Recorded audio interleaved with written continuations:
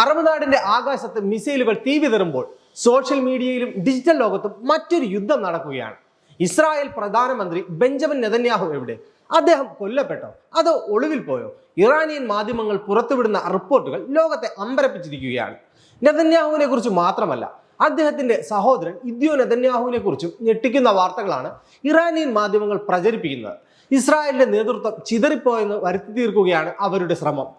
ഇതിനിടയിലാണ് നെതന്യാഹുവിന്റെ സ്വകാര്യ വിമാനമായ wings of scion ഇസ്രായേലിലെ ബെൻഗൂരിയൻ വിമാനത്താവളത്തിൽ നിന്നും അതീവ രഹസ്യമായി പറന്നുയർന്നത്. എങ്ങോട്ടാണ് ഈ വിമാനം പോയത്?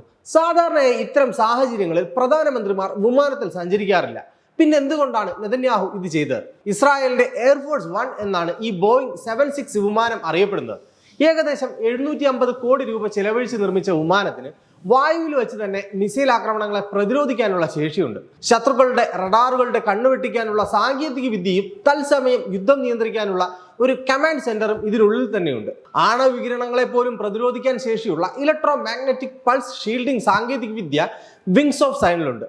അതായത് ഒരു ആണവ യുദ്ധം ഉണ്ടായാൽ പോലും ആകാശത്തിരുന്ന് ലോകത്തെ നിയന്ത്രിക്കാൻ നെതന്യാഹുവിന് കഴിയും. ഇത്രയും വലിയൊരു ഫ്ലൈയിങ് ബങ്കർ ശത്രുവിന്റെ മിസൈൽ ദൂരപരിധി ഇസ്രായേൽ മണ്ണിൽ പാർക്ക് ചെയ്യുന്നത് വലിയൊരു റിസ്ക് ആണെന്ന് മൊസാദ് തിരിച്ചറിഞ്ഞു. അതുകൊണ്ടാണ് ഈ അമൂല്യ സമ്പത്തിനെ ജർമ്മനിയിലെ സുരക്ഷിത ഹാങ്ങറുകളിലേക്ക് അവർ മാറ്റിയത്. യുദ്ധം മുറുകുന്ന സാഹചര്യത്തിൽ ശത്രുക്കളുടെ മിസൈൽ ആക്രമണങ്ങളിൽ നിന്നും വിമാനത്തെ സംരക്ഷിക്കുക എന്നത് തന്നെയാണ് ലക്ഷ്യം. ടൈംസ് ഓഫ് ഇസ്രായേൽ നൽകുന്ന റിപ്പോർട്ടുകൾ പ്രകാരം ബെർലിൻ വിമാനത്താവളത്തിൽ അതീവ സുരക്ഷയിലാണ് ഈ വിമാനം ഇപ്പോൾ പാർക്ക് ചെയ്യപ്പെട്ടിരിക്കുന്നത്. ഇതിനു മുൻപും ഇസ്രായേൽ ഇത് ചെയ്തിട്ടുണ്ട്.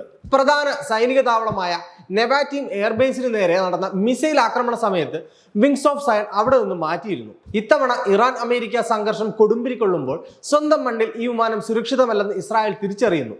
ഒരു മിസൈൽ വീണാൽ തകരാവുന്ന ഒന്നല്ല ഇസ്രായേലികൾക്ക് ആ വിമാനം, മറിച്ച് അവരുടെ പരമാധികാരത്തിന്റെ അടയാളമാണത്. അതുകൊണ്ടാണ് സഖ്യകക്ഷിയായ ജർമ്മനിയുടെ മണ്ണിലേക്ക് ഇതിനെ മാറ്റിയത്.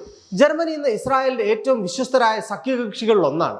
സുരക്ഷാ കാരണങ്ങളാൽ വിമാനം പാർക്ക് ചെയ്യാൻ ബെർലിൻ തിരഞ്ഞെടുത്തത് യൂറോപ്പിന്റെ ഹൃദയഭാഗത്ത് ഇസ്രായേലിനുള്ള സ്വാധീനത്തെ കൂടിയാണ് കാട്ടുന്നത്. യുദ്ധവിമാനങ്ങളുടെയും മിസൈൽ പ്രതിരോധ സംവിധാനങ്ങളുടെയും കാര്യത്തിൽ ജർമ്മനിയും ഇസ്രായേലും തമ്മിലുള്ള ആഴത്തിലുള്ള സഹകരണം ഈ നീക്കത്തിന് പിന്നിലുണ്ട്.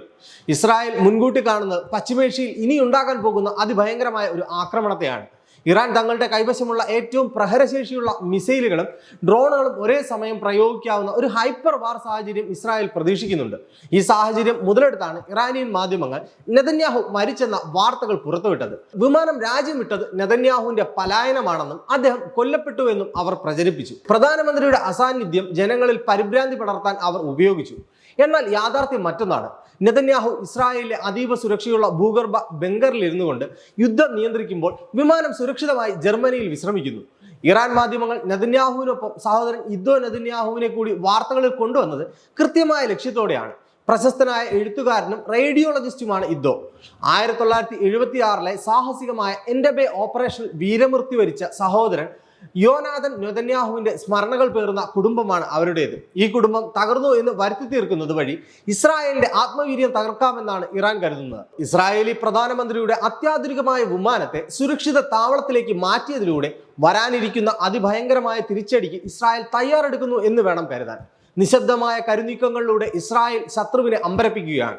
ആകാശത്ത് സുരക്ഷിതമായ ഫ്ലൈയിങ് ബങ്കറും ഭൂമിക്കടിയിൽ തകർക്കാനാവാത്ത കമാൻഡ് സെന്ററും നെതന്യാഹുവിന് കാവലൊരുക്കുമ്പോൾ ലോകരാഷ്ട്രീയത്തിൽ എന്ത് മാറ്റങ്ങളാണ് ഇനി ഉണ്ടാകാൻ പോകുന്നതെന്ന് കാത്തിരുന്നു കാണാം.